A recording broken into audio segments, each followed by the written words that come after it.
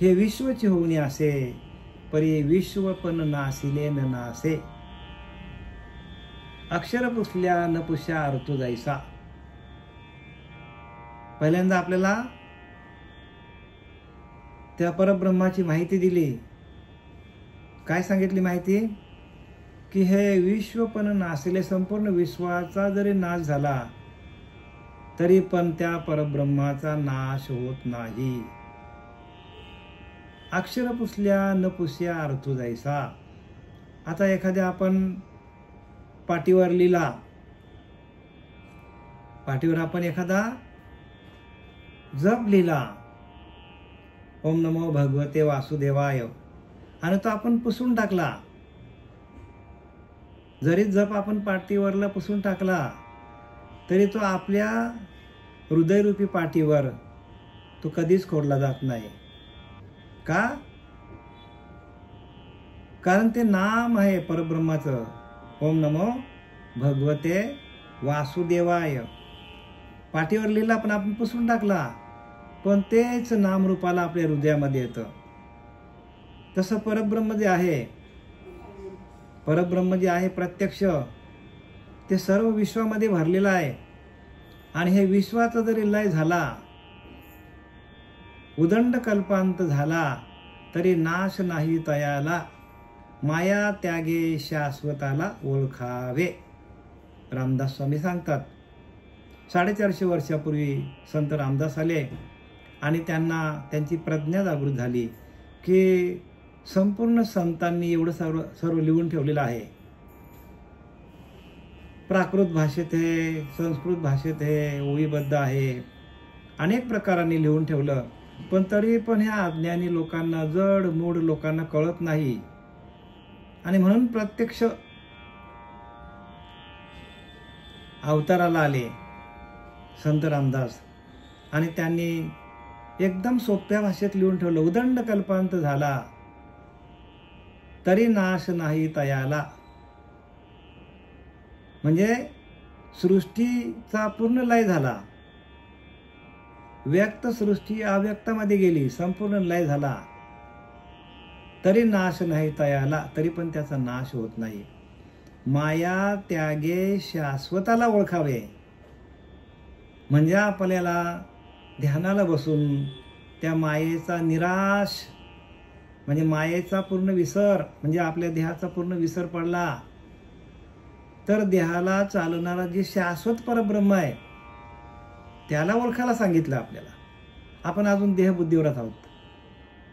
आपल्याला अजून असं वाटतं की हे घर माझं, हे प्रपंच माझा, ह्या प्रपंचातल्या घरातल्या वस्तू माझ्या, सगळं आपल्याला आपलं आपलं हवं असं वाटतं. हे मित्रपरिवार माझा, हे नातवंड माझी, पंतवंड माझी. पण याचा आपल्याला हे भ्रम आहे. आपल्याला हा भ्रम आपला कधी निघणार? ज्या वेळेला आपल्याला त्या परब्रह्म तत्वाशी आपल्याला एकरूप होता येईल, त्याची अनुभूती येईल आपल्याला की शाश्वत मला चालवणारं शाश्वत परब्रह्म तत्व आपल्या आतमध्ये आहे. आणि त्याच्याशी एकरूप होऊन त्याचं भजन करता करता या देहाचा निराश, म्हणजे देहाचा विसर कसा पडेल, ही जी प्रक्रिया आहे, ही जी क्रिया आहे, ही संपूर्ण श्री गुरूंकडे आहे. आणि म्हणून अशा श्री गुरूला शरण आपण गेलो तर मग आज फिटले माझे कोडे, आपलं कोडं सुटून जाईल हो. पण आपण तसा गुरु शोधत नाही. एखाद्याला जो गुरु मिळाला तो आपण घेऊन बसतो. माझे गुरु अमुक ठिकाणी, माझे गुरु तमुक ठिकाणी. गुरु केला आहे, पण त्याला भेटला किती वेळेला विचारला नाही. वर्षातून एकदा जातो पाया पडायला. आता मला सांगा, गुरु हे तत्व आहे, गुरु हा माणूस नाही आहे. आणि ते तत्वाचं निरूपण देणारा ज्या वेळेला तत्ववेत्ता, तत्वदर्शी गुरु आपल्याला भेटतो, त्यावेळेला आपल्याला गुरुतत्वाची ओळख होते. बरं का? गुरुतत्वाची ओळख कधी होते आपल्याला? गुरु हे तत्व आहे. मग ते तत्व ज्या देहाकडे आहे तो सद्गुरू आहे. आणि तशा गुरुची आपल्याला संगत मिळाली तर आपलं ह्याच जन्मामध्ये, ह्याच देही, ह्याच डोळा भोगीन मुक्तीचा स्वर, मुक्त होतो माणूस, मुक्त होतो. म्हणून इथं ज्ञानोबा सांगतात हे विश्वची होऊनी असे, म्हणजे संपूर्ण विश्वामध्ये ते परब्रह्म तत्व भरलेलं आहे. विश्व पण नासिले न नासे, संपूर्ण विश्वाचा जरी नाश झाला तरी पण त्या ब्रह्मतत्वाचा कधीच नाश होत नाही.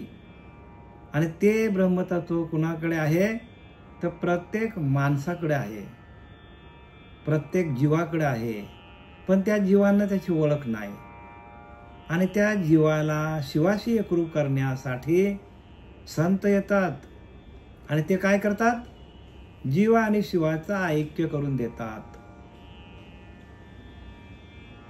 एका ठिकाणी ध्यानाला बसवतात, आसनावर बसवतात, डोक्यावर हात ठेवतात आणि जी शक्ती आहे कुंडलिनी शक्ती, ती शक्ती जागृत करून त्या शक्तीच्या माध्यमातून का जी शक्ती अखंड ब्रह्मांडामध्ये, ज्ञानवाऱ्या म्हणतात की नाही, विश्वाचे ते अर्थ माझ्या मनी प्रकाशले, विश्वाचे ते अर्थ माझ्या मनी प्रकाशले, अवघेची झाले देह ब्रह्म, विश्वाचे ते अर्थ माझ्या मनी प्रकाशले.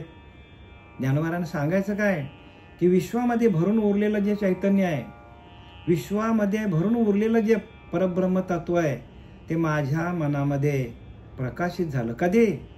जेव्हा माझे श्रीगुरु मला भेटले, माझ्या श्रीगुरूंनी, निवृत्तीदादांनी ज्यावेळेला माझ्या डोक्यावर हात ठेवलं आणि ते तत्व, त्या बीजाची पेरणी काय केली, माझ्या डोक्यावर हात ठेवून केली, माझ्या शरीरामध्ये. आणि अवघेच झाले देह ब्रह्म, म्हणजे विश्वातलं जे परब्रह्म तत्व आहे ते निवृत्तीदादांनी एकवटलं आणि ते बीज माझ्या डोक्यावर हात ठेवून माझ्या शरीरामध्ये त्याने काय केलं, त्या बीजाची पेरणी केली आणि संपूर्ण शरीर रोम रोम भजन करायला लागलं. अवघेची झाले देह ब्रह्म, माझ्या देहच ब्रह्मस्वरूप झाला. बघा ही सगळी प्रक्रिया आहे. आणि हे ज्ञानोबारांचं बरं का, आपल्या मनाचं नाही, हे सगळं हे ज्ञानोबारांनी लिहिलेलं कवित्व आहे. आणि हे कवित्व आपल्याला जमलं पाहिजे. आणि त्या कवित्वाचा मतीमध्ये अर्थ निर्माण व्हायला पाहिजे. कवित्व कला सुमने, म्हणजे त्यांनी काय केलं, ज्ञानोबारांचं कवित्व कसं आहे, सुमने म्हणजे काय, मनाला शुद्ध करते, मनाला सुचिरभूत करते. आणि हे सगळं कवित्व या ज्ञानेश्वरीमध्ये आहे बरं का. पण ते आपल्याला कळत नाही का, आपल्याला कळण्यासाठी ती कला आपल्याकडे यायला पाहिजे. आणि ती कला आहे बरं का. आणि ती कला आपल्याकडे आपल्या अंगामध्ये बांधली पाहिजे. एवढा अभ्यास आपण करायला पाहिजे रात्रंदिवस. आम्हा युद्धाचा प्रसंग आहे. कारण आपण हा युद्ध जर आपण हारलो ना, या मनुष्य देहाला येऊन जर आपण त्या विषयांच्या बरोबर आपण हा युद्ध हारलो आणि विषयांनी आपल्याला जिंकलं ना, तर आपला सर्व कर्म निरर्थकम, आत्तापर्यंत केलेली पूजा, आत्तापर्यंत केलेली भक्ती संपूर्ण फुकट जाणार आहे. म्हणून वाचन करा महाराज आणि संतांच्या संगतीत राहा. संत सेवा हेच उत्तम देवा. सांगा तुम्ही प्रत्येकाने संतांची सेवा केली का? कोणी बघा, कोणीच करत नाही संतांची सेवा. कारण संतांचा अंतःकरण प्रसन्न झाला तर त्यांच्या मुखातून काय बाहेर पडेल बोलू शकत नाही. आणि काय देऊन जातील तुम्हाला वैभव हे सांगू शकत नाही. संत काय करतात, सकळ स्थिती, सकळ माया विस्तारली, ब्रह्मस्थिती आच्छादिली, ते निवडून घेतली साधूजनी. साधू काय करतात, सकळ माया विस्तारली, सगळीकडे मायेचाच विस्तार आहे, ब्रह्म कुठं दिसतच नाही. आणि त्या मायेने काय केलंय, ब्रह्मस्थिती आच्छादिली, ब्रह्माला काय केलंय, झाकून टाकलं. ते नाही, त्या मायेने तसं सूर्य प्रकाशित आहे, पण सूर्याच्या आड ढग आले तर सूर्य दिसत पण नाही, आपल्याला अंधार पडतो. तसं आपल्याला काय केलंय, या आपल्या आतमध्ये असलेल्या त्या परब्रह्म तत्वाला, त्या परब्रह्माला मायेने झाकून टाकलंय. ते निवडून घेतली साधू जणी. साधू काय करतात, निवडून घेतात. त्या ब्रह्माशी एकरूप होणं म्हणजे निवडणं. आणि त्याला काय म्हणतात, त्याला हंस संप्रदाय. सोहमहंसा तत्वमसी. म्हणजे हंस काय करतो, फक्त दूधच घेतो, पाणी टाकून देतो. संत काय करतात, मायेचा निराश करतात. संपूर्ण माया निराश व्हायला पाहिजे. देहाच्या निरसने पाविजे या ठाया. म्हणजे आपल्या आतमध्ये असलेल्या परब्रह्माशी एकरूप होणं. तुकाराम महाराज सांगतात की नाही, देहाच्या निरसने म्हणजे देहाचा पूर्ण विसर पडला. पाविजे या ठाया. या ठाया म्हणजे त्या परब्रह्म तत्वाच्या ठिकाणी आपण एकरूप होतो. माझी ऐशी काया जव नव्हे. जोपर्यंत माझी अशी काया होत नाही की या देहाचा विसर पडत नाही आणि त्या परब्रह्म तत्वाशी एकरूप होत नाही, त्याच्या भजनानंदामध्ये जात नाही, त्याच्या अनुभूती येत नाही, त्या आत्मानंदामध्ये आपण जात नाही, तोपर्यंत आपल्याला त्याचा अनुभव येणार नाही. आणि म्हणून अक्षर ब्रह्म आहे, ह्याचा कधीच नाश होत नाही. आणि ते ब्रह्म आपल्याकडे आहे. आणि एवढा मोठा आपल्याकडे ठेवा असताना आपण चाललोय कुठे? आपण श्रीगुरूंची सेवा करायला पाहिजे. हा नरदेह गेला, परत नाही बर का. हा नरदेह पडता पुन्हा पाविजे मागुता.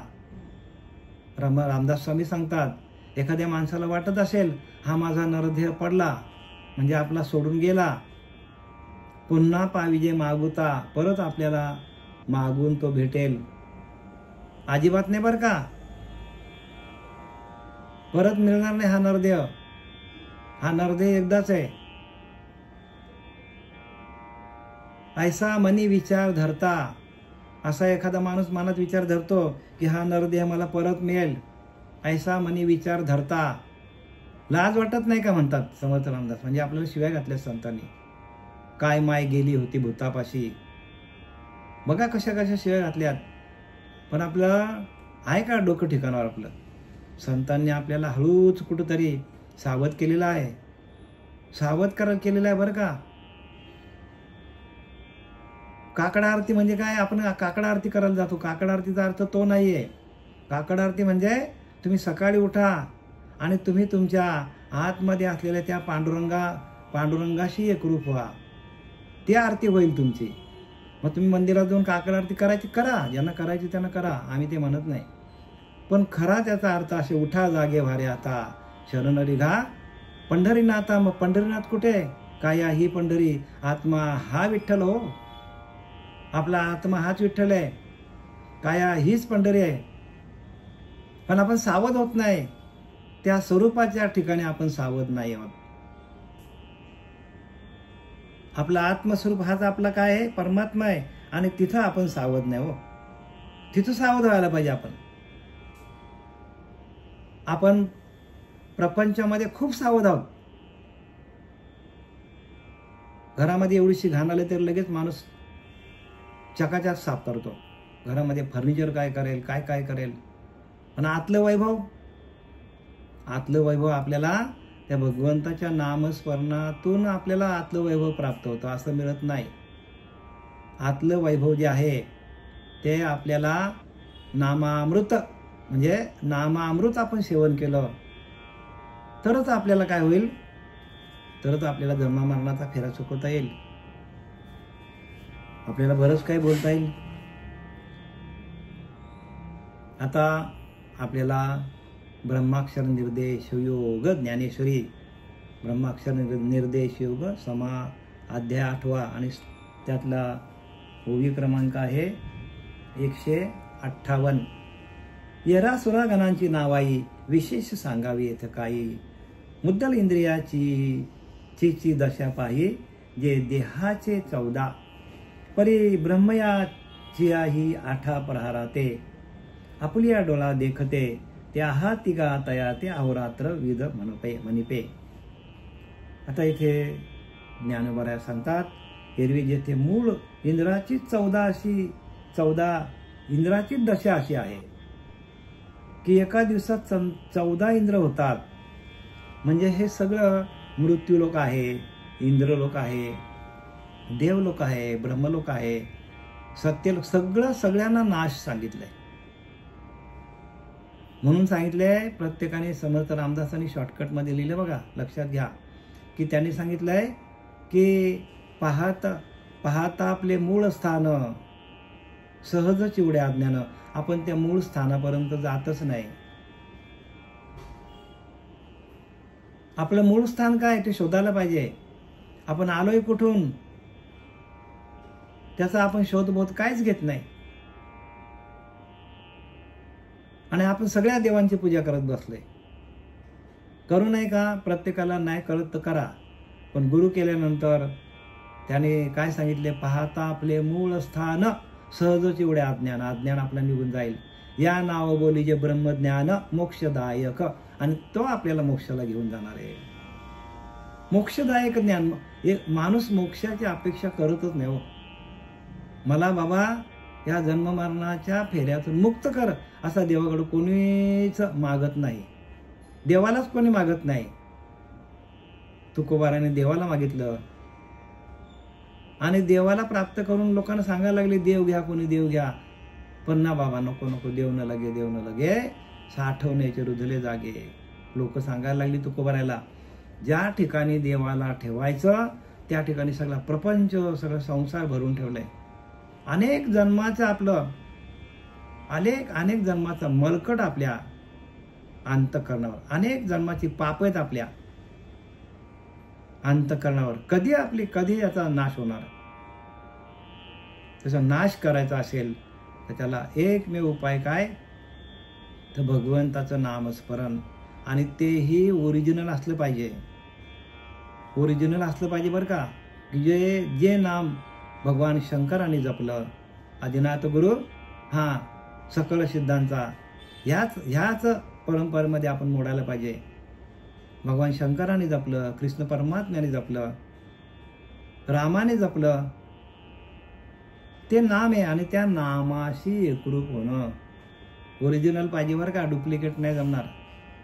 कारण आपल्याला अनेक जन्माची पाप आपल्या अंतःकरणावर मलकट होऊन बसलेली आहेत. आणि ती एकदा एका क्षणात भस्म करता यायला पाहिजे. एका क्षणात. नामसंकीर्तन साधन पाय सोपे, जळतील पापे जन्मांतरीची. ज्ञानोबाला सांगतात की नाही. मग आपला विश्वास काय नाही त्याच्यावर? आपला विश्वास संतांच्या वचनावर विश्वास पाहिजे हो. संत वचन हृदय धरी तोच मोक्षाचा अधिकारी. मोक्षाचा अधिकारी कोण आहे? संत वचन. संतांच्या वचनावर, प्रत्येक ओवीवर आपला विश्वास असला पाहिजे. संत वचन हृदय धरी. संतांचं वचन हृदयामध्ये काय करा? हृदयामध्ये धरा. तोच मोक्षाचा अधिकारी, त्यालाच मोक्ष मिळेल. तो कसा धरायचा? तर पुढच्या वेळेस सांगतात, श्रवण मनन केलेचे करी अति आदरे. श्रवण मनन केलेचे करी म्हणजे श्रवणाचं मनन व्हायला पाहिजे. आता आपण इथून हे प्रवचन आहे ऐकून घरी गेलो, जेवलो, आपण झोपतो, आपण बघत नाही. बाबा आपल्याला आज्ञेमध्ये काय सांगण्यात आलेलं आहे, कोणत्या ओव्या आज घेतल्या, त्या ओव्यावर निरूपण कसं केलं? श्री गुरुकृपेने. गुरुकृपेने आपण निरूपण करतो. गुरूंची कृपेने आम्हाला ऐकायला मिळतं. आज श्रीगुरूंनी आपल्याला इथून काय सांगितलंय व्यासपीठावरनं, हे आपण स्वतः शोधायला पाहिजे आणि त्याचं मनन करायला पाहिजे. प्रत्येक ओवीचं बुद्धीला त्रास द्या ना हो. कारण बुद्धीचे वैभव अन्य नाही दुजे, एका केशी राजे, सकळ सिद्धी ज्ञानोबा सांगतात. दुसरं वैभव नाही. एका परमात्म्याला प्राप्त करणं, एका परमात्मा तत्वाशी एकरूप होणं, एका परमात्म्याचं भजन करणं, हे बुद्धीचं वैभव आहे.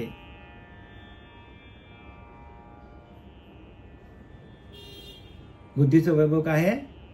एका केशवराजे सकळ सिद्धी, एका परमात्म्याला प्राप्त करणं. आणि आपण आता वाचतो काय, अक्षर ब्रह्म निरूपण, ब्रह्माक्षर निर्देश योग. काय सांगतात तिथे की एका दिवसामध्ये 14 इंद्र होतात आणि जातात. म्हणजे थोडक्यात काय सांगायचं ज्ञानवाऱ्यांना की संपूर्ण सृष्टीमध्ये जे जे दिसतं आपल्याला, मृत्यूलोक आहे, इंद्रलोक आहे, ब्रह्मलोक आहे, सत्यलोक आहे, या सगळ्या लोकांचा नाश आहे. या सगळ्यांना चालवणारी जी एक शक्ती आहे, त्या शक्तीपर्यंत जाण्याकरता आपल्याला अशा अनंत शक्ती होती, अनंत रचना होती जाती, तरी अखंड खंडेना स्थिती परब्रह्माची हो, अशा अनंत शक्ती होती. सांगितलं की नाही तुम्हाला की ब्रह्माचा एक दिवस म्हणजे काय, ब्रह्माचा एक दिवस की 4 युग ज्यावेळेला 1000 वेळेला येतात तेव्हा ब्रह्माचा एक दिवस म्हणजे बघा कितीच्या परब्रह्माची स्थिती, स्थिर स्थिती आहे. आणि त्या स्थिरतेला जाण्यासाठी ती स्थिरता ध्रुव बाळाने आपल्या नारद महर्षींच्या कृपेने मिळून घेतली आणि त्यांनी भगवंताकडनं अढलपद मागून घेतला. भक्त प्रल्हादाने ती स्थिती बांधली गेली, व्यासांनी ती स्थिती बांधली. म्हणून व्यास उच्छिष्ट जगत्रयम, संपूर्ण जग व्यासाचे उच्छिष्ट आहे, एवढी त्यांनी शास्त्र लिहिली बघा. हे सगळं जे आहे त्या परब्रह्म स्थितीला जाण्यासाठी, त्या परब्रह्म तत्वाशी एकरूप होण्याकरता ग्रंथांची रचना केलेली आहे. मजा म्हणून नाही बरं का, मौज मजा नाही. इथे आपल्याला प्रत्येकाने सावध व्हायला पाहिजे.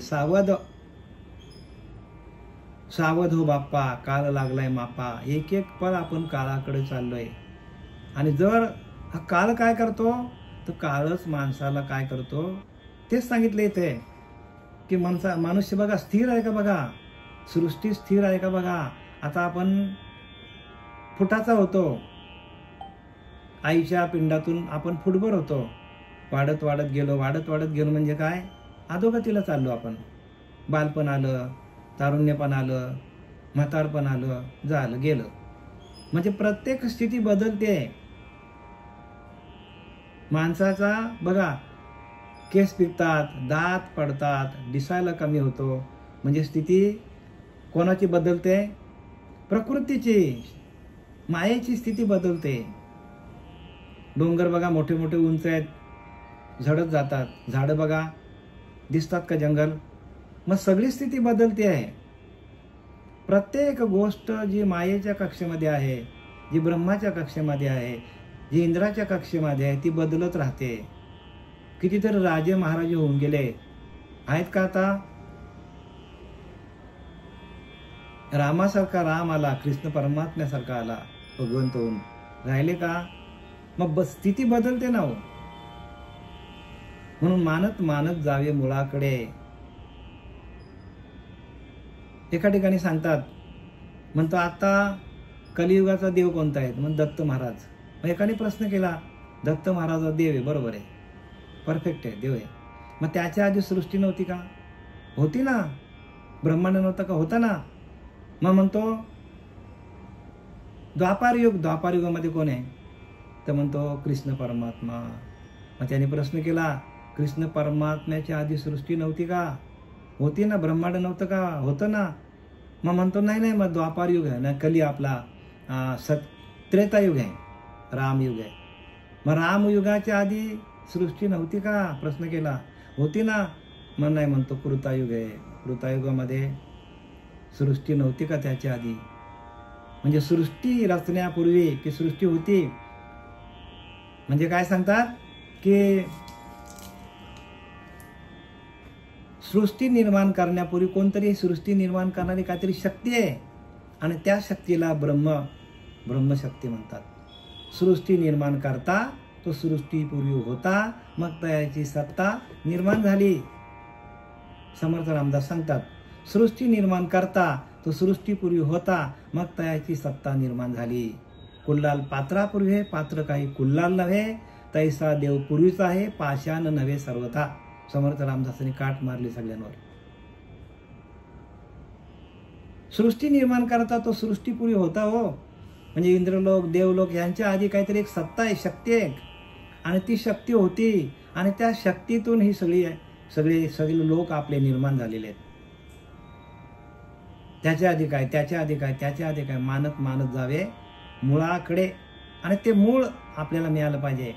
पाहता आपले मूळ स्थान, सहजचे उड्या ज्ञान, या नाव बोलिये ब्रह्मज्ञान मोक्षदायक. आणि ते आपल्याला मोक्षाला घेऊन जाणार आहे. बघा, मानत मानत जा. तुम्ही अभ्यास करायला पाहिजे हो. या लागे अर्जुना तो अभ्यासी मध्ये मिळेल. याचा अर्थ काय हो? अभ्यास कर. असा नको मला येऊ भेटू. आता काय मी तुझ्या जवळच आहे, रथावरती जर तुझ्या आरूढ झालेला आहे, पण तरी सांगितले अर्जुनाला, अर्जुना अभ्यासावनी काही सर्वथा दुष्कर नाही, या लागे माझ्या ठाई अभ्यासी मिळे. अर्जुना, अभ्यास करूनच भेटायला लागेल आपल्याला त्या परब्रह्म तत्वाला. तो येत नाही, जात नाही, तो असतच असे सर्व काळ.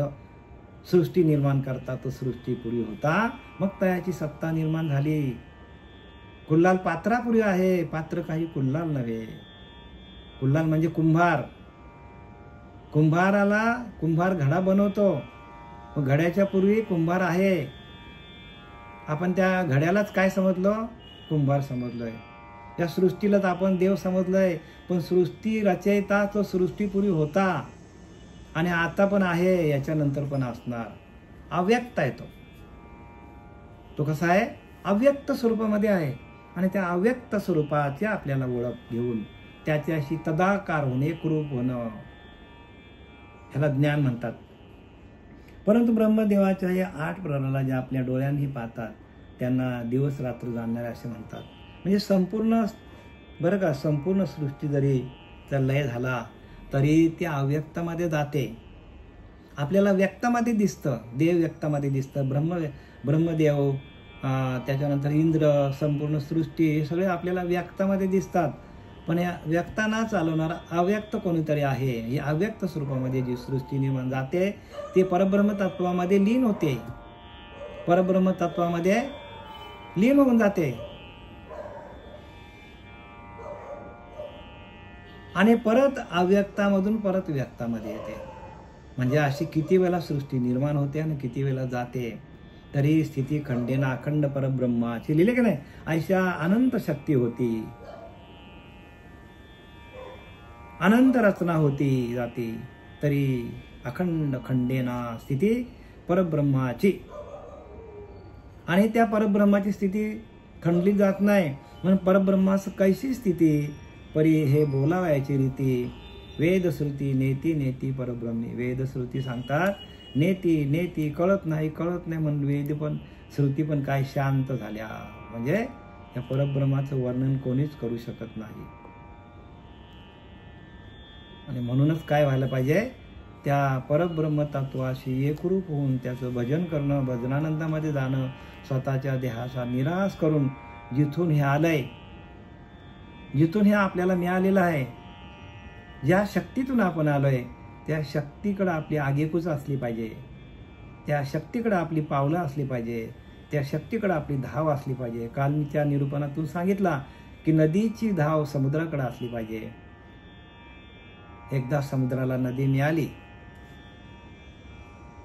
तर ती समुद्रमय झाली. तसा आपल्याला हे व्यापक परब्रह्म आहे, व्यापकतेकडे आपण जायला पाहिजे.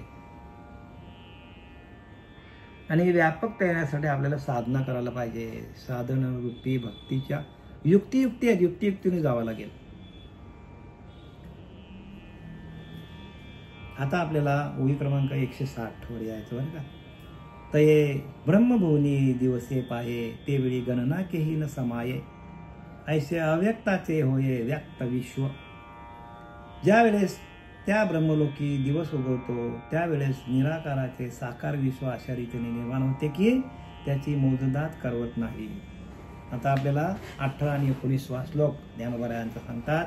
ओळी क्रमांक 160 आहे की ज्या वेळेस या ब्रह्मलोकी दिवस उगवतो, म्हणजे ब्रह्माचा दिवस बरं का. ब्रह्माचा दिवस म्हणजे काय सांगितलंय की कृता, त्रेता, द्वापार आणि कली ही 4 युग त्या 4 युगाचं आयुष्य किती सांगितलंय तर 43,20,000 असे 1000 तेव्हा ब्रह्माचा एक दिवस, असे 1000 ब्रह्म येतील. 1000 ब्रह्म बरं का, म्हणजे बघा ती स्थिती कुठे गेली, आपल्याला त्याचं वर्णन करता येत नाही. आपल्या डोक्यात तिथे भांबावून जाईल आपली बुद्धी काम करणार नाही आपली. एवढं ते अखंड खंडेना अशी स्थिती आहे. आणि त्या स्थितीला जाण्यासाठी म्हणजे किती आनंद असेल तिथे, त्या आनंदाला आपण पारावार नाही हो. साधा आपण 10 आणि 15 आणि 1 तास 2 तास ध्यान केलं तर आपल्याला आनंद पोटात आपल्या मावत नाही, एवढा आनंद आहे. आणि त्या स्थितीला गेल्यानंतर मग ते काय बघा, ते सुख काय सांगू, वाचा बोलता नाही, वाचने सांगता येत नाही. उजळलेले भाग्य आता श्री गुरु भेटले हो, त्यांनी धरिले करी, पश्चिमा चालविल्या आत्मा असे निर्धारी. ते सुख काय सांगू, वाचा बोलता नाही. वाचेने सांगता येणार नाही आपल्याला सुख, ते अनुभवाला सांगितलंय. आणि तशी अवस्था आपल्या अंतःकरणाची व्हायला पाहिजे. ज्या वेळेस त्या ब्रह्मलोकीचे दिवस उगवतो त्यावेळेस निराकाराचे साकार विश्व इथे निर्माण होते. म्हणजे त्या ब्रह्माचा दिवस ज्या वेळेला उगवतो त्यावेळेला निराकाराचे साकार विश्व निर्माण होते. निराकार आहे परब्रह्म. ब्रह्मदेवाला निर्मितीची व्यवस्था लावून दिलेली आहे. ब्रह्मदेवाला निर्मितीची, विष्णुदेवाला स्थिती, म्हणजे कसं स्थिती करायची, आणि महेशाला लय करण्याचं सामर्थ्य. ब्रह्मा विष्णू महेश, उत्पत्ती स्थिती आणि लय हे कार्य कोणाकडे दिलेले आहेत, ब्रह्मा विष्णू महेशाकडे. पण इथे सांगतात की त्यांना पण काय आहे, त्यांचा पण नाश आहे, त्यांना पण अमरत्व नाही सांगतात. काय सांगतात, त्यांचं पण जीवन क्षणभंगुर आहे. मग एवढी सृष्टीची निर्मिती होते जाते. किती वेळा सृष्टीची निर्मिती होते, नवीन कितीतरी निर्मिती होते, पण ती कोणाला माहिती आहे का, कोणालाच माहित नाही. अशी त्या परब्रह्माची स्थिती आहे. आणि त्या परब्रह्म स्थितीला जाणण्यासाठी भगवंताने हा नरदेह दिलेला आहे. आणि म्हणून सांगितलंय की त्या परब्रह्माची स्थिती ढळतच नाही. म्हणून मनुष्य देह निधान लागले हाती, उत्तम सार उत्तम गती. जे देवच होऊन म्हणते ते देवच होती, तरी काना बा धरावा चित्ती. मग त्या भगवंताला चित्तामध्ये का ना धरायचं आपण, चित्तामध्ये धरा ना. चित्ती आपल्या चित्ती प्रगटे चैतन्य घन. चित्तामध्ये चैतन्य नावाचा ईश्वर तयार होतो. आणि चैतन्यामध्ये विलीन झालं. जसं पाणी पाण्यामध्ये विलीन झालं, आता पाण्याचं काय, पाणी रूप होऊन गेलं. समुद्राला लाटा आहेत, समुद्रावरच लाटा आहेत, आणि त्या समुद्राच्या लाटा समुद्रामध्येच गेल्या. आता काय, कोणाचं काय गेलं, समुद्रातून निर्माण झाल्या, समुद्रातच गेल्या. पण त्या समुद्राला हे माहिती नाही की ह्या लाटा किती आहेत. जसं सोन्याचं दागिने आहेत, अनेक दागिने आहेत, तर दागिने आपण काय केलं, मोडून टाकले, त्याची लगड तयार झाली. बरं, लगडीमधून परत आपल्याला दागिने बनवता येतात. तसं अव्यक्त स्वरूप जे आहे त्या अव्यक्तातून प्रत्येक जीव व्यक्तामध्ये येतो. आता आपण जरी गेलो, आपला देह जरी गेला, तरी आपल्याला चालवणारा जो परब्रह्म तत्व आहे त्याचं कधीच नाश होत नाही. म्हणून आम्ही नेहमीच म्हणतो प्रवचनातून, द सोल नेव्हर डाय. आत्मा कधीही मरत नाही. It's very ancient. तो खूप पुरातन आहे. आणि इट इज एव्हरीवेअर, म्हणजे तो सगळीकडे आहे. त्याचा कधीही नाश होत नाही. आणि ते परब्रह्म तत्व आहे. आणि त्या परब्रह्म तत्वाशी आपल्याला भजन करता करता त्याच्याशी एकरूप होण्याची जी कला आहे, ती कला कोणाकडे आहे, संतांकडे आहे. म्हणून तुका म्हणे किल्ली संत हाते. संतांच्या हातामध्ये ती किल्ली दिली आहे, तुकाराम महाराज सांगतात. पुढती दिहाची चौपहारी फिटे आणि हा आकार समुद्र आटे पाठी तैसाची मग पहाटे भरू लागे. पुढे त्या दिवसाचे 4 पर संपल्यावर हे विश्व नाहीसे होते. त्या कसले त्या दिवसाचे म्हणजे ब्रह्माच्या दिवसाचे 4 प्रहर संपले मग विश्व नाहीसे होते आणि पुन्हा पहाट झाली की पहिल्याप्रमाणे भरू लागते. म्हणजे सृष्टीची निर्मिती करण्याचा अधिकार कोणाला आहे? त्या ब्रह्मदेवाला आहे. आणि असा ब्रह्मदेव पण क्षणभंगूर सांगितलाय. असा ब्रह्मदेव पण क्षणभंगूर सांगितलंय. म्हणून आयशा अनंत शक्ती होती जाती, अनंत रचना होती तरी खंडेना स्थिती परब्रह्माची. सृष्टीमध्ये अनंत रचना होती जाते, अनंत शक्ती निर्माण होतात सृष्टीमध्ये, तरी खंडेना स्थिती परब्रह्माची. आणि ते परब्रह्म समर्थ रामदास सांगतात की परब्रह्म ते सकलांपरते, या सगळ्यांच्या पलीकडे आहे. हे दिसते याच्या पलीकडे, पण तयास पाहता आपणच आहोत असं सांगतात. पण हे कळे अनुभव मते गुरु केलिया, गुरु केल्यानंतर आपल्याला त्याचा अनुभव येते. आणि अनुभवासाठी सगळं शास्त्र कशासाठी आहेत?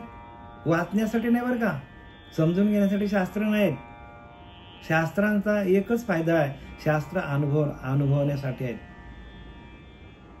परब्रह्माची अनुभूती येण्यासाठी शास्त्र आहेत. लोक वाचतात आणि ते टाकून झालं, वाचून झालं, हरिपाठ झालं, हरिपाठ बोललो आणि निघून गेले, हरिकडे पाठ झाली. काय फायदा आहे का मला सांगा? त्या हरिपाठामध्ये काय लिहिलं बघा ना, बघा काय त्या हरिपाठाचे अर्थांतर केवढा भरलेला त्याच्यामध्ये. हरिपाठातून अष्टसात्विक भाव होऊ शकतात. आणि त्या हरिपाठ कसा आहे? नामसूत्र ग्रंथ आहे. आणि ते नामच आपल्याकडे नसेल तर आपल्याला सूत्र हातात येईल का हो? गणित सोडवायचं आपल्याला तर सूत्र पाहिजे आपल्याकडे. तसं आपल्याला या परमात्म तत्वाचं, परब्रह्म तत्वाचं काय शब्द काय वापरला मी? श्री गुरु कृपेने काय वापरला शब्द? माझे श्री गुरु सच्चिदानंद सद्गुरु श्रीपाद बाबा, रामदास बाबा, पांडुरंग देवकर बाबा यांच्या कृपेने मी बोलतो. आणि ती कृपा झाल्याशिवाय जोपर्यंत गुरुची कृपा होत नाही तोपर्यंत आपल्याला हे ज्ञान कसं प्रगट होईल? म्हणून काय आहे? हरिपाठ हा सूत्रबद्ध ग्रंथ आहे. आणि ते सूत्र कोणाकडे आहे? श्री गुरूंकडे आहे. गणिताचा सूत्र नसेल तर गणित सोडवता येईल का आपल्याला? आणि एकदा का सूत्र हातात आलं तर गणित ताबडतोब, बीजगणित असो, अंक कुठलाही गणित असो, ताबडतोब आपल्याला गणित सुटतं आपल्याला. तसं आपल्या जीवनाचं सूत्र आपल्याला सोडवायचं असेल तर हरिपाठ हे सूत्रबद्ध ग्रंथ आहे. आणि ते सूत्र कळण्यासाठी आपल्याला नाम आपल्याकडे असले पाहिजे. आणि म्हणून ज्ञानोबा लिहितात, नामाशी विन्मुख तो नर पापिया. म्हणजे ज्याच्याकडे नाम नाही, तो ध्यान करत नाही, तो पापच आहे त्याच्याकडे, असं सांगतात. बरं, ज्ञानोबाला सांगतात तुम्ही, आम्हाला म्हणजे तुम्हाला असं वाटायला नको की बाबुलनाथ महाराज सांगतात, अजिबात नाही. ज्ञानोबाराने जे लिहिलं ते तुम्हाला मी स्पष्ट करून सांगतो. कारण श्रवणाचं मननाचं निदध्यास तरच आपल्याला त्याची प्रचिती येणार आहे. श्रवणाचे होय मनन कले सारासार विचार. आणि सारासार विचार निसंग वस्तू, आपल्या अंगासंगाची वस्तू येते परब्रह्मतत्व. लांब कुठं जायचंच नाही. लांब गेलं तर आपलं गणित चुकेल. हातचा आपण पकडलाच नाही. हातचा म्हणजे आपण सगळं जग फिरतो देवशोधाला, आणि आपला हातचा जो आहे गणित, मला सांगा गणित कधी चुकतो माणसाचा? 7 आणि 5 किती? 7 5 12. हातचाला एक की नाही? मग आपण समजा 25 संख्या, 25 आणि 25 आपण गणित करायला लागलो. 5 ना 5 10, 0 हातचाला 1, मग आपण हातचाच जर पकडलं तर गणित चुकेल की नाही? तसं आपण हातचा जो आहे, हातचा म्हणजे आपल्या अंतरीचा अंतरात्मा, त्याचा आपण भजन करत नाही म्हणून आपली गणित चुकतात. आणि त्याचाच सगळीकडे बोलबाला आहे, तोच बोलबाला आहे हो, तोच आपल्याला कळत नाही. तो एकदा कळला म्हणून एकम विज्ञातम सर्व विज्ञातम भवतु. रामाने प्रश्न केलाय वशिष्ठ मुनींना, गुरुराया मी आता अंतरीच्या अंतरात्म्याचं ध्यान बराच कालावधी केला, आता मी अंतरीच्या अंतरात्म्याला जाणलं, आता याच्या पुढे काय? वशिष्ठ मुनी सांगतात, एकम विज्ञातम सर्व विज्ञातम भवतु. अरे रामा, तू एकाला जाणलंस ना तर सगळं जाणलं, आता तुला पुढे काय करायची गरज नाही. एक तुमच्या अंतरीच्या अंतरात्म्याला जाणणं म्हणजे भक्ती आहे. उगाच आपण जगभर फिरत बसलोय, नाना तीर्थे नाना देशी, कष्टत जावे पहावे अशी, तैसे न लगे परब्रह्माशी बैसले ठाई हो. एका जागेवर बसून परब्रह्माची प्राप्ती आहे. कशाला आपण अनेक ठिकाणी आपण फिरत बसतो, इकडे तिकडे देवाचा शोध. अरे पण तो आहे तुमच्या आतमध्ये. जिथं ठेवल्या वस्तू तिथं आपण ती वस्तू शोधत नाही, आणि त्या वस्तूवर आपण सगळीकडे जगभर फिरतो, पण त्याच वस्तूची आपल्याला ओळख नाही. कसं काय होणार महाराज? काय कुठे चालली भक्तिमार्ग? भक्तिमार्ग चाललाय कुठे? ज्याचा त्याने विचार करा. त्याच्या सत्तेवर आपण सगळं बोलतो. चाले हे शरीर कोणाचे सत्य, कोण बोलवितो हरिविन, ऐकवी देखवी एक नारायण, तयाचे भजन चुकू नका, एवढं स्पष्टपणे सांगितलंय. आणि तरी आपण वेड्यासारखे वागत असाल तर आपण त्याला काय करणार सांगा? म्हणजे हे प्रत्येक जीवाचं पुण्य उदयाला आलेलं नाहीये, हा पुण्याचा ठेवा आहे. तुका म्हणे साधन सुलभ गोमटे, परंतु उपतिष्ठित पुण्य. आपला पुण्य कमी पडतो आपला. आणि म्हणून पुण्य जर कमी पडत असेल तर आपल्याला गाठीला पाठीला पुण्य हवा असेल तर काय करा? संत संग करा. काही नका करू, संत संग करा हो, संतांची संगत करा. संतांची संगत केली तरच आपल्याला हे सगळं कळेल, अन्यथा नाही कळणार. पुढे त्या दिवसाचे 4 फळं संपल्यावर हे विश्व नाहीसे होते आणि पुन्हा पहाट झाली म्हणजे पहिल्याप्रमाणे भरू लागते. बघा काय दाखवलंय. आता हे सगळं जे गणित आहे हे गणित आपल्याला,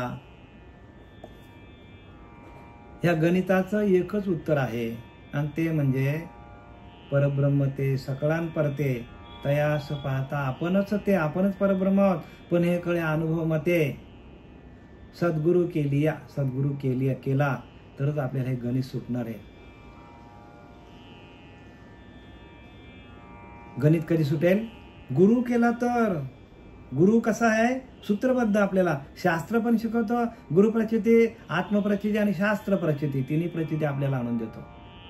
मग ज्याला आपण गुरु मानलाय त्याला शास्त्राचा अनुभव आहे का? चला, शास्त्राचा अनुभव आहे. आत्मा अनुभव आहे का? आत्म्याचा अनुभव आहे का? गुरुप्रचिती, आत्मप्रचिती आणि शास्त्र. गुरुप्रचिती आहे का?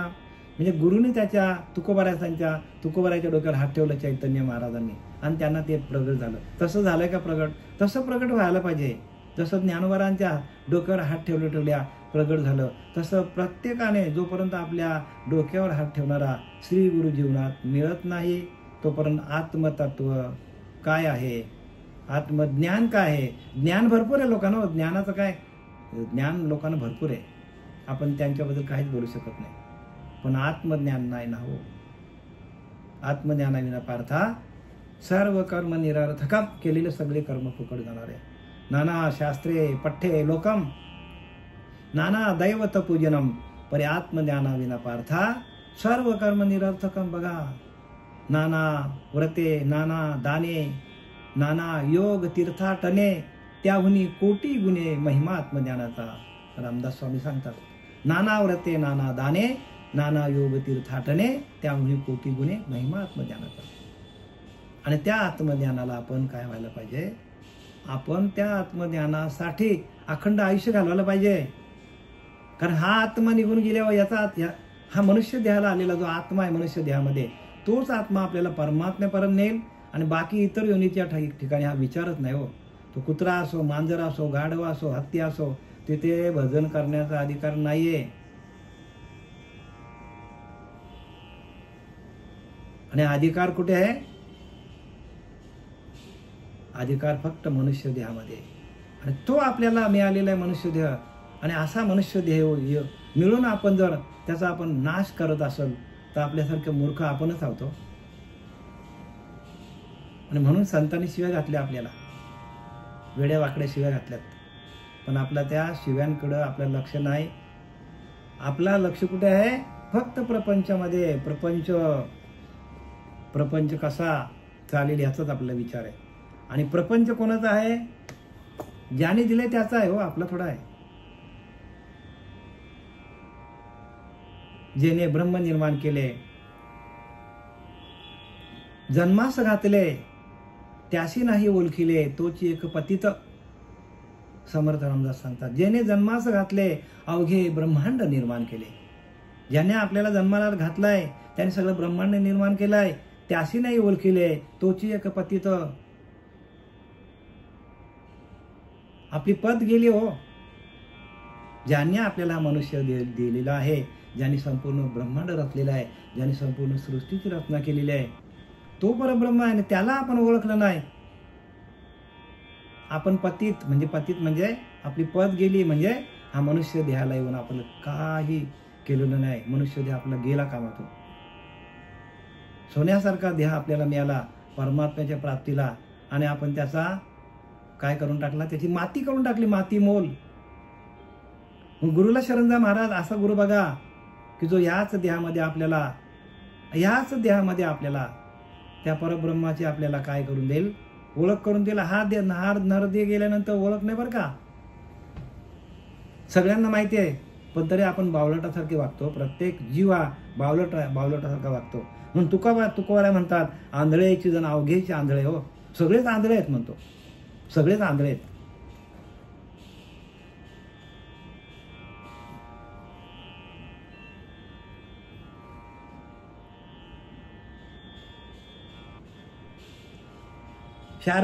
शारदीची ये प्रवेशी अभ्रे झिरती आकाशी, मग ग्रीष्माती जैशी गिनती पुढती. शरदकालाच्या आरंभी अभ्रे आकाशात नाहीशी होतात, आणि तीच ग्रीष्म ऋतूच्या अखेर पुन्हा उत्पन्न होतात. काय सांगतात बघा ज्ञानोबा. जरा व्यवस्थित आपला डोकं शांत ठेवा. आणि ज्ञानोबारांचे काय उच्चार आहेत बघा. काय सांगतात ऐका ज्ञानोबा. काय सांगतात? शरदकालाच्या आरंभी अभ्रे आकाशात नाहीशी होतात. बघा काय होतं? शारदीची आहे प्रवेशी. शरदकाल आला की आकाशामध्ये ढग येतात, आणि ढग आकाशातच त्यांचा नाश होतो. कशामध्ये नाश होतो? ढग आकाशात निर्माण होतात आणि आकाशातच त्यांचा काय होतो? आणि तीच ग्रीष्म ऋतूच्या अखेर पुन्हा उत्पन्न होतात. आणि ग्रीष्म ऋतू आला की परत ते ढग निर्माण होतात आणि आपल्याला काय करतात? पाऊस देतात, पाऊस पाडतात. साधा उदाहरण दिला. काय? ढग आकाशातच जातात आणि आकाशातून निर्माण होतात. तसं आपण परब्रह्म तत्वातूनच आपण आलोय आणि परब्रह्म तत्वावरच आहोत आणि परब्रह्म तत्वामध्येच जाणार आपण. पण त्या तत्वाची आपल्याला ओळख नाही. मग तत्वमसी गुरुला शरण जावं. काय? तत्वमसी.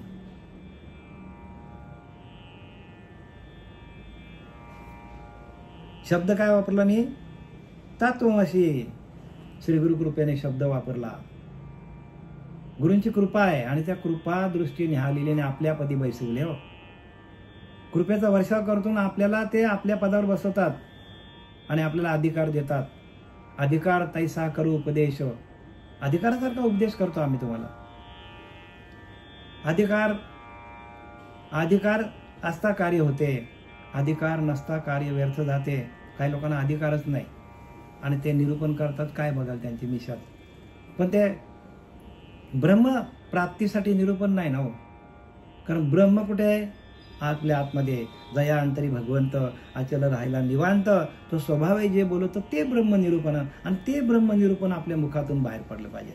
आणि ते ब्रह्मनिरूपण मुखातून बाहेर पडण्यासाठी अखंड ध्यान, अखंड चिंतन विठोबाचं, आत्मतत्वाशी आपण एकरूप व्हायला पाहिजे. आपला आत्मा हाच ईश्वर आहे. ज्ञानदेव म्हणे भजा आत्मदेवा, अखंड सेवा त्याचीच करा सांगितलं आहे. देव देव म्हणून व्यर्थ कार्यशनशी, निज देव नेनशी मुळे कोण. देवा नाही नाव, देवा नाही रूप, देवा नाही गाव कोठे काही. ज्ञानदेव म्हणे भजा आत्मदेवा, अखंड सेवा त्याचीच करा हे ज्ञानवरांचे बोल आहेत. आणि आपल्या लक्षात येतात का काय बोलतात ज्ञानवऱ्या? का आपण अभ्यास करत नाही? अभ्यास करायला पाहिजे. संतांची संगत करा, नाही तर हा नरदेह मी आलेला ना एक दिवशी असाच निघून जाईल, आणि नंतर आपल्याला लटकंतीमध्ये 84 मध्ये जावं लागेल. झालेली सेवा आपले सच्चिदानंद सद्गुरू श्रीपाद बाबा, रामदास बाबा, नारायण बाबा, नाना बाबा, पांडुरंग दिवेकर बाबा यांच्या चरणी समर्पित करीत आहे. पुंडलिकावरती हरी विठ्ठल श्री ज्ञानदेव तुकाराम पंढरीनाथ भगवान की जय. माऊली ज्ञानेश्वर महाराज की जय. जगद्गुरु जगत वंदे तुकाराम महाराज की जय. शांती ब्रह्म एकनाथ महाराज की जय. अवधूत चिंतन श्री गुरुदेव दत्त. अवधूत